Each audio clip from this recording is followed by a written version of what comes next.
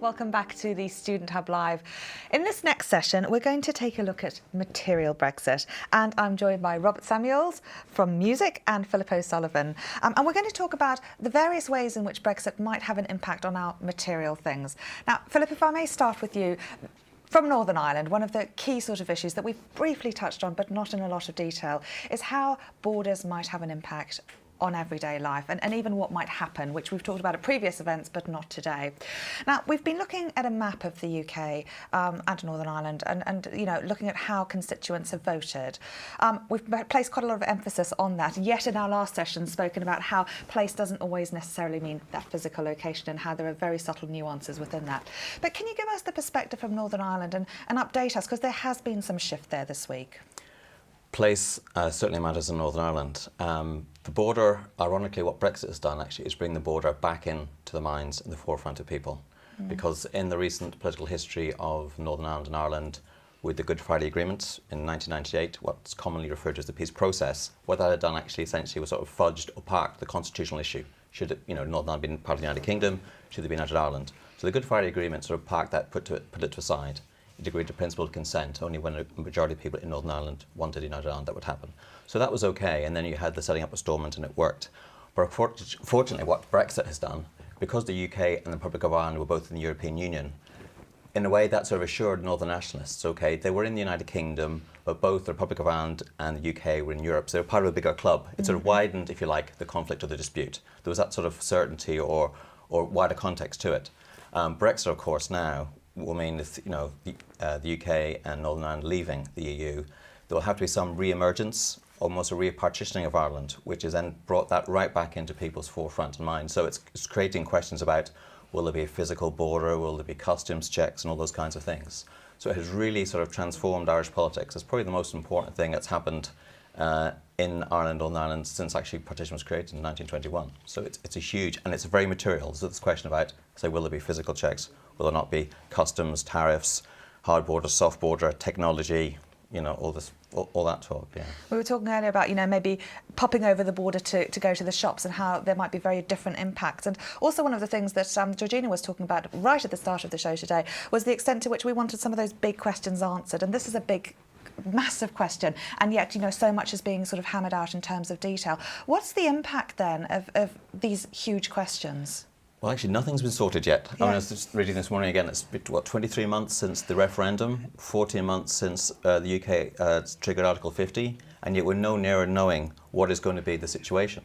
So you're right, there are people who live along the border who could cross the border 5 times a day. You say they could go to the shops. I mean, the border's over 300 miles long, and it's not sort of a very obvious border, right? It's not a material physical border. It runs through fields, it goes down the middle of streets and so forth. So people shop, go to school, work, go to college, both sides, go to the doctors, both sides of the border all day long. So if there is going to be some manifestation of a hard border, it is really going to cause an awful lot of trouble and issues. There was the deal in December, without getting too technical about it. Do you remember there's an agreement between the EU and the UK that in the absence of an agreement, that they guaranteed there'd be no hard border and that they would maintain the customs and regulatory arrangements internally on the island of Ireland, the so-called backstop deal. But when the EU then went to put that in sort of to legal terms, the UK government opposed it. So that sort of agreed in December, politically, 2017, and now the UK government are sort of backtracking a bit or fudging it. So we actually are no further on. You say these things have been agreed, they haven't been. I mean, everything's still up in the air. And actually I think the Irish border, the border between Northern Ireland and the Republic of Ireland, actually encapsulates many of the whole issues remaining with Brexit, because they are outstanding and remaining. They haven't been resolved. And it's coming to some kind of brinksmanship or game of chicken, if you like, because neither side at the moment is moving. I wonder, Bob, if we may take a look at the sort of historical perspective. One of the things we've been saying is we don't know where we're going. We all completely agreed on that. But actually, there is some sense of looking at things from the past, and ways in which we can sort of take something from historical accounts. And I wonder if you can talk to us a little bit about, what was happening into 19th century Europe in terms of how borders happened then in the music industry. Well, it's a cliche that music doesn't respect borders because it's held to be universal. And that, as far as that goes, that is a cliche, because of course musicians rely on material things in order to make music the whole time. And a lot of the issues that Philip's talking about boil down today to taking instruments across borders, through arranging concerts, through getting people from one place to another to hear your craft, to consume the music you're talking about. And really that's always been the case. Britain as a whole has actually been at the centre of a European musical culture for at least the last 200 years, in fact probably for a lot longer than that. And the question of how music is consumed, who is performing it and how they're performing it, is something where borders, the existence of them, or more often the capacity to ignore them, has been extremely important. It's another cliche is that Britain doesn't have a sort of homegrown musical culture, but in fact it does. And one of the important things about Britain, especially of the 19th century and of the 18th century, was as it achieved a kind of economic dominance within Europe, it started importing its culture from all across Europe. And some of the most famous British composers are of course not British born. I mean, the most famous British composer of all time is probably George Handel, who lived in London from his mid-20s until he died in his mid-70s. So that's his entire working life, almost, really was centred on Britain.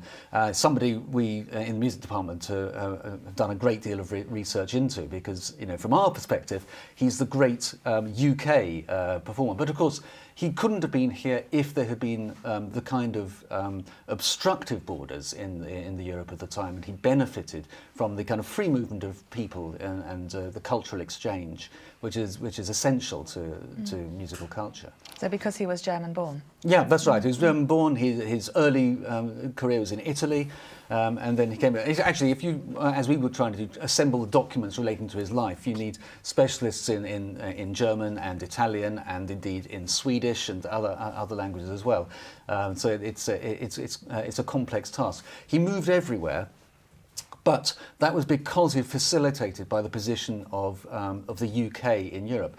His most famous work must be The Messiah, performed in Dublin. It's absolutely typical of the time, and that continued through the 18th century and into the 19th century as well. After Handel's death, the most famous composer in Britain was J.C. Bach, the eldest son of Johann Sebastian Bach. If you talk about Bach in the 18th century, you're talking about him, and he lived in London. The most famous composer of the late 18th century, Haydn, was somebody he facilitated coming to this country. Haydn lived in London for 5 years. He described them as the happiest years of his life, I think because they were the most profitable years of his life as well. So this really, there's two things here I think we can pick up on. One is this idea that borders for you are very much in the mind. And the other is that whilst that might happen, actually place seems to really, really matter in terms of having some sort of claim.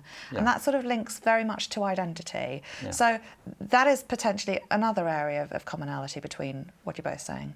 Yeah, absolutely. There's actually a string of literature now being written about this question in Northern Ireland, saying how the border of the mind is now a real issue. I think it was J.C. Beckett, who's a famous Irish historian, wrote a book in Modern Ireland in 1966, and he said, because there had been a period of tranquility and sort of relative peace and stability, and he said that now the border isn't really a political line on a map, it's a border of the mind. But now that border of the mind has been completely disrupted, as I say, because it really is front and central, And even this week, there's been a lot of new research from some colleagues in Queen's University Belfast. Unlike, actually, I think, and we have to be careful here because we're conflating sometimes Britain and the UK. Yeah. They're two different things. Britain, if I'm being really pedantic, is the island of England, Scotland and Wales. The UK, of course, is the United Kingdom of Great Britain and Northern Ireland. So it's different in Northern Ireland because I think here, if they're doubtful if the referendum was run again, the result might roughly be the same. The research published on Monday in Belfast showed that if it was run, 56% people voted Remain in Northern Ireland. Research yesterday came out saying that 69% people would vote to Remain if it stayed the same. So, the actual feeling, the Remain vote is actually sentiment, it's actually growing stronger. So that is changing. So I'm just highlighting there's some differences huge differences between Ireland, Northern Ireland, and the rest of the UK too, Yeah, but whilst you've also got that very, that link with national identity as well, there's also the physical border. Absolutely. Well, the main difference, the main way of disseminating, analysing the vote was actually unionist nationalist, initially. Would you like to take a look at the map? Yeah, sure. Let's bring the map back, Okay. which we've been looking at a couple of times this morning, and take a look at how the various constituents in the UK voted. Sure. Okay. Well, And Northern Ireland. So I'm looking at Northern Ireland. My eyesight isn't great, but I can see the Northern Ireland there. If you see sort of the west of Northern Ireland and the south, there are all those constituencies in yellow voted to Remain. Yep. And then the blue ones to leave. Now, if you actually transpose that map to how people voted in the 2017 general election, it's almost identical. What you see there in yellow would have been all the nationalist votes. So there's 18 MPs in Northern Ireland. All those constituencies, which are virtually yellow there, almost identically map onto the Remain. And all the ones which are blue would actually be the 10 DUP seats, which all voted to, all the DUP, the 10 DUP are obviously Remainers. So the in-out Remain-Leave vote maps directly onto the Nationalist, SD, Sinn Féin and DUP MP votes, with one exception. There's one Leisure Silva Herman in North Down. But so, you know, of the, I mean, I actually did, I know your previous speaker was Alan Cochrane, I was doing a talk with Alan and some colleagues in Belfast, and I showed that map. The two maps actually, you know, they figure completely. So that is, you know, it's very much on that sort of ethno-national, some might say sectarian sort of divide in Northern Ireland, the Leave Remain, you know. Brilliant. Let's take a quick trip to our hot desk and see what people at home are talking about. David and Joan, you're typing away very busily. How is everyone? Yeah, it's a great discussion, actually. One of the things that what we've been talking about is whether people's lives really will change so much. There's some feeling that perhaps in the short term there won't be much change and that it will kind of creep up in the long term, but it's not at all clear what that change is going to be. Certainly issues of housing are very important on people's minds, housing and unemployment. And there's been a point made that from our Richard in Barcelona that the problems for housing are actually very severe in Barcelona and Madrid, in the cities where he is. And actually I can relate that to, I do some work in Greece, and the problems in Athens are far worse than in the more flexible working areas you find in the rest of Greece, where people might have several jobs at once and manage their finances better that way. I think the point that borders are in the mind is a very important one, because in fact, as borders get imposed through political will and the changing fortunes of political things, then often the identities of who you say are the people you have fellow kinship with rejig themselves. They're shifted around as well. I mean, in the 18th century, the hard border was between Britain and France. And in fact, when Haydn came to this country, it was partly because the impresario who brought him over had to take out an advert in the paper to say, "I'm very sorry, I can't put on any concerts this year because I can't get any French singers." The very next day, he puts another advert in the paper saying, "It's all right, I'm going to have 9 concerts with Dr. Haydn performing his new symphonies," and so on. So there's a re-evaluation of identity and of cultural kind of centre of gravity, entirely because of the imposition of one hard border and in the simultaneous removal of others. So it doesn't matter that the great British musical establishment actually goes to Germany and Austria to find its main exponents, because at least they're not French. And when Haydn put on his own concert in 1795, it was the last concert of the years in which he lived here, he takes out an advert in the paper, which I think we can put on the screen. That, yeah. And the notable thing about this is that he's inviting the gentry and the nobility to his concert, is that all the music and most of the musicians he wants to trumpet are not British born, but this is actually, in the London Opera House, the great British musical event of the season. He very much liked being called Dr. Haydn. He's got his doctorate from the University of Oxford when he arrived here and was very, very proud of that. But as you can see, he has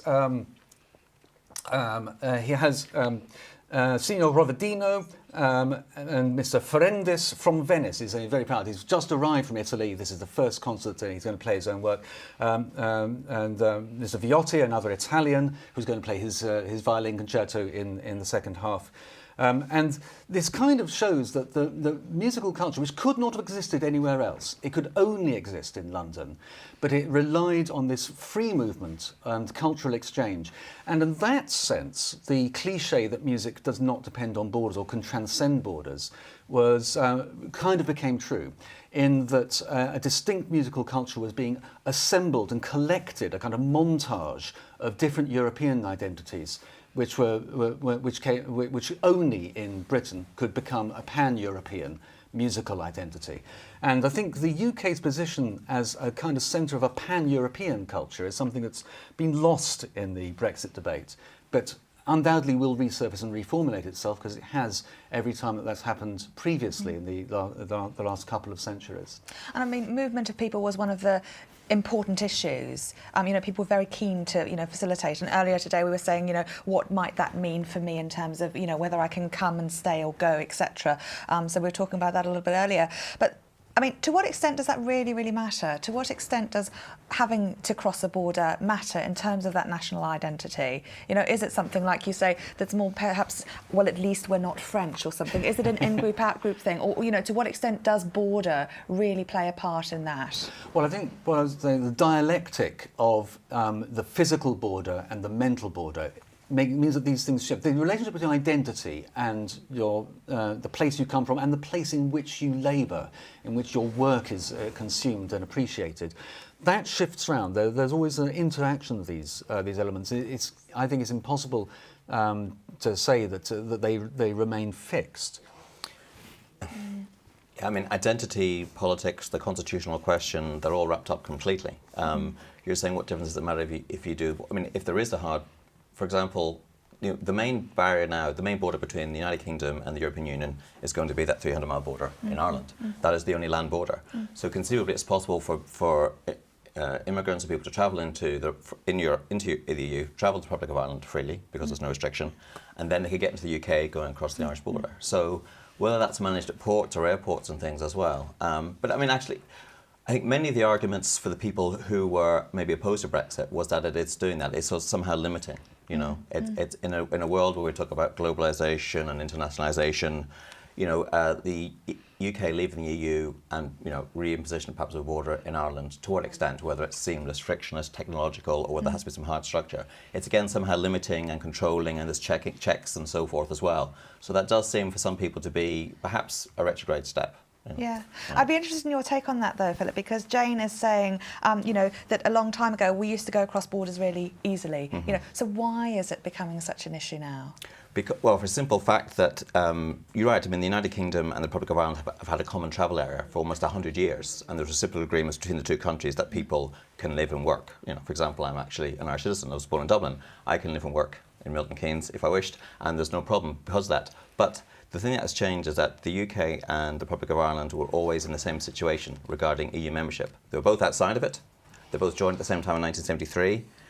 But now, with Brexit, for the first time, there'll be a different status to that, because the Republic of Ireland will be in the EU and the UK will be out of it. So that has changed something. And the point I made about people travelling into Ireland from the rest of the EU and then maybe going to Northern Ireland, crossing to Stranraer, Scotland or elsewhere, is an issue that's going to have to be managed. Now, the British and the Irish governments cooperate a lot in immigration and security and so forth, and as I say, I'm sure they have all these checks. But I mean, it is a horrible cliche. It is a game changer.